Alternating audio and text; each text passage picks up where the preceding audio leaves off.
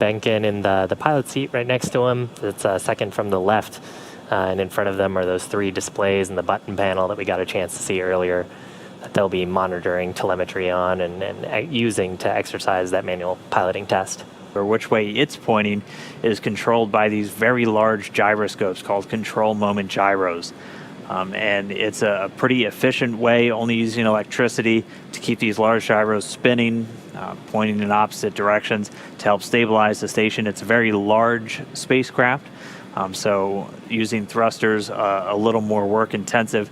We actually switch over to the Russian thrusters during the initial docking of the Dragon spacecraft, and then after that. SpaceX Dragon on Dragon to ground, we saw 2 good leak checks. And Dragon SpaceX on Dragon to ground, we saw the same. Great news, thanks. And we just got confirmation 2 good leak checks on those suits, so another milestone down as they continue their approach. But just to finish that thought, we're on Russian thrusters right now. So those comms on the big loop, the core, the crew operations and resources engineer here at SpaceX letting the crew know that we have a good TDRS link again. Good C2V2 link again. It's common communications for visiting vehicles. And we actually heard a little bit earlier as well, comms to Chris Cassidy to monitor this manual piloting test. Dragon SpaceX on Big Loop, you are go to execute the proximity manual flight test per procedure. Inside Dragon, they're going to be keeping a close eye on that just to make sure they're not overusing the propellant in those flight tests, making sure we still have good margins for all of the approach maneuvers, and then obviously for everything at the end of the mission itself.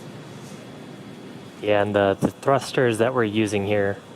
Dragon, on the Big Loop, we are commencing with docking access capture. We are following along with you.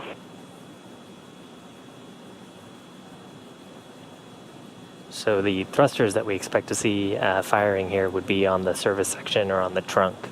And you'll see some plumes coming out, sitting sort of underneath that nose cone inside the pressurized portion of the capsule. And their seats look up into the displays and also would look towards the side hatch, which is currently sealed underneath on the opposite side of where that nose cone is.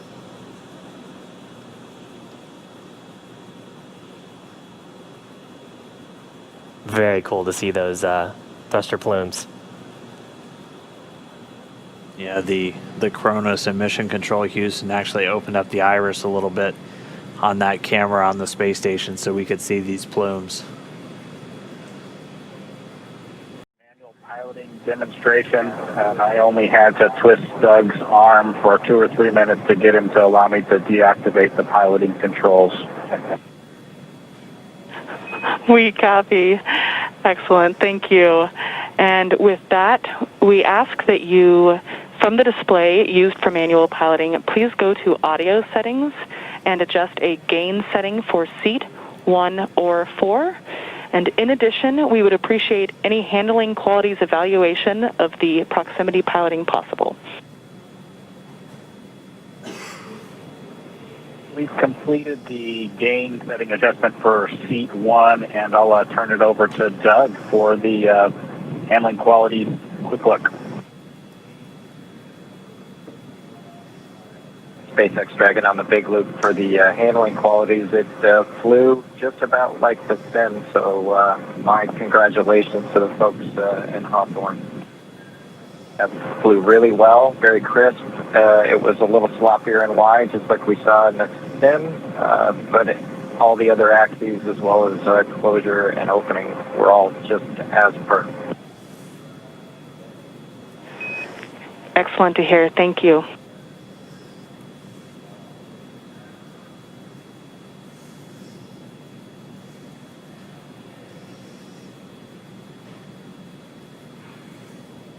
That kind of gives you an indication of sort of how the design process works. You know, Bob and Doug have had lots of opportunities to test this out and sim it and give their feedback. And pretty cool to hear that their sim experience was very similar to what they saw actually on orbit. Just, I think you said 170 meters away from station right now? Yeah, we're just 176, and I imagine as a spacecraft designer, that's exactly what you want to hear, is the way that I trained you in it here on the ground is exactly how it performed once you're there for the real thing. So the second manual piloting test in the books, Bob and Doug putting Dragon through its paces. Now we're time to put it all to where we get to our endpoint. We're ready to get Dragon docked to the International Space Station. Dragon SpaceX on Big Loop. The ground will be resuming approach shortly. We do plan to hold briefly at waypoint 2. Station Houston on the Big Loop. We copy the review of 3 and 4 complete. International Space Station ready. Thank you.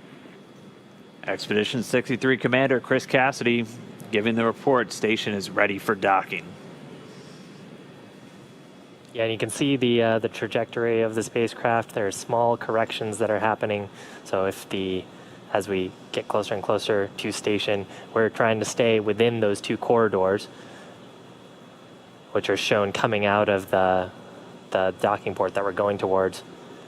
That little dot, I think, was the 20-meter hold point. So that's where we expect there to be the spacecraft holding right in front of the International Docking Adapter. There'll be a go, no-go pole. The ground teams have worked hard over the past probably years to come up with a set of what we call flight rules. So those are technical constraints, items that we look for, that if any of those criteria were violated, then we have a rule that we've predetermined, gives us guidance to say whether we could approach or not. So far, our vehicle has been very healthy, but technical ground teams will all do their due diligence to make sure that it's still safe to approach. Right, and at this moment, that approach is continuing, still moving in at about 0.3 of a meter per second. Dragon's coming up on just 100 meters away from the space station. All those burns, the 5 burns to get to this point. Right now, we don't have a reason to use those. We'll only be making small attitude corrections with the service section Dracos. And you can see the service section actually pretty clearly here too. There's a black portion and a white portion sort of separated by a fin. The black portion is solar panels, solar cells that'll charge Dragon's batteries, and the bottom side, the white portion, is actually a thermal radiator that's used to keep the spacecraft nice and cool. Of course, the avionics and the cabin, making sure that Bob and Doug are comfortable inside. It looks like we're getting a shadow cast. We are just 60 meters away, continuing to close in, just about 40 meters to go until we're at that hold point. Should get there in just over 2 minutes. Meanwhile, teams in Hawthorne and in Houston doing their internal go, no-go for docking.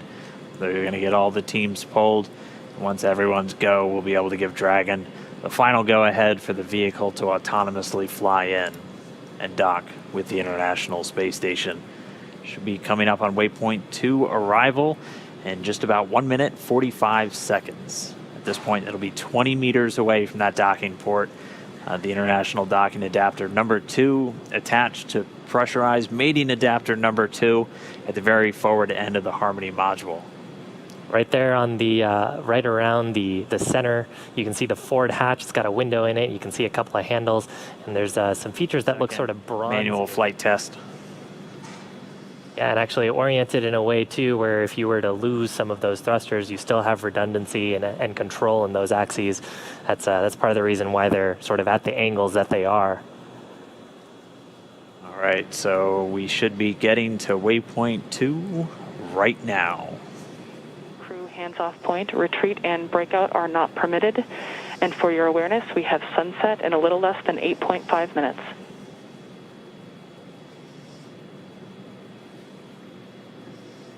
Dragon copies all on the Big Loop. Go for docking.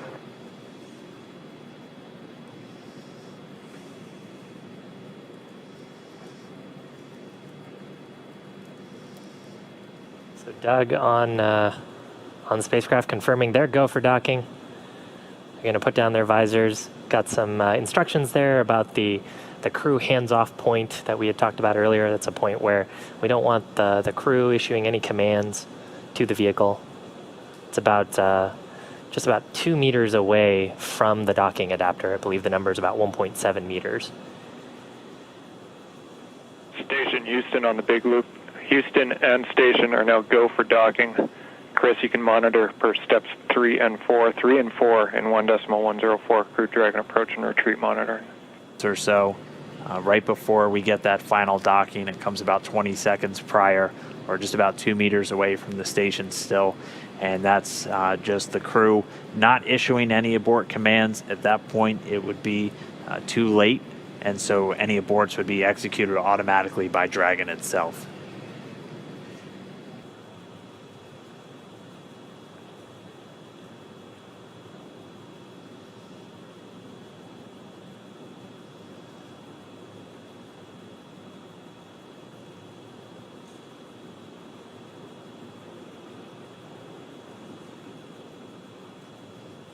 You can see much more clearly there the hinge mechanism for the nose cone.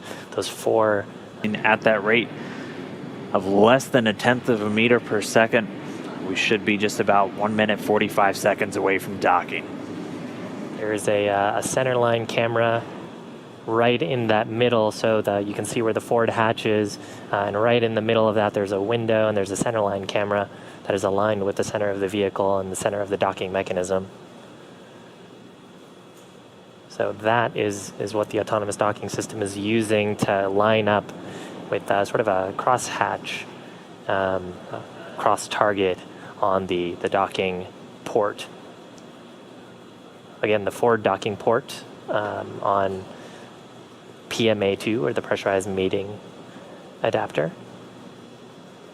And we are just 5 meters away. Again, we're racing that sunset. This Dragon continues to close, 4 meters to go. Those shadows of the space station on the vehicle.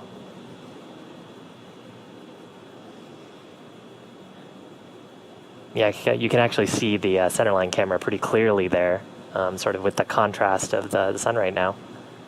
3 meters to go.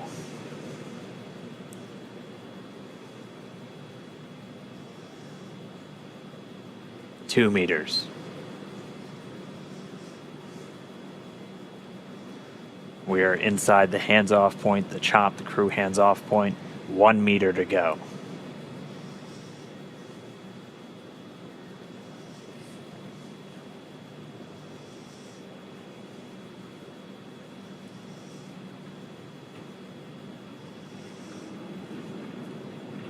Soft capture complete. Dragon in space.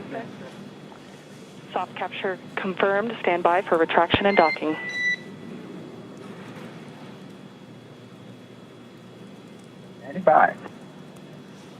And we just heard it, soft capture. We have docking, that coming at 7:16 a.m. Pacific time, with the station and Dragon flying 262 statute miles right over the border between northern China and Mongolia. You saw a little bit of motion there of Dragon. That was that relative motion that the soft capture system is damping out. Once that motion is clear, then the soft capture system will be retracted, and Dragon will go for hard capture.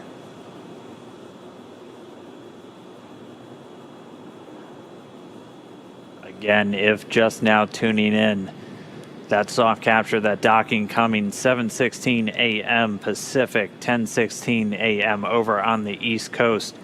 Dragon and the International Space Station were flying 262